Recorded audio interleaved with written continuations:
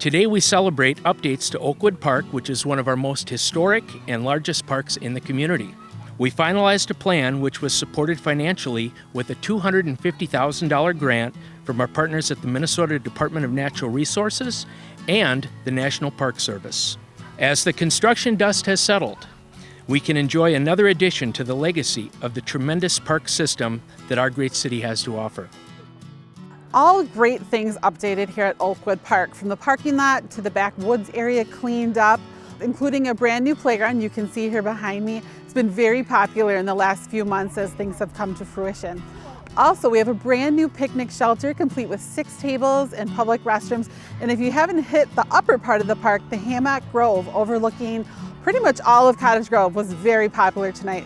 We also have a local disc golf group who's been generously funding major updates to the 18-hole disc golf course. We've upgraded all the baskets out here and making roadways, making pathways.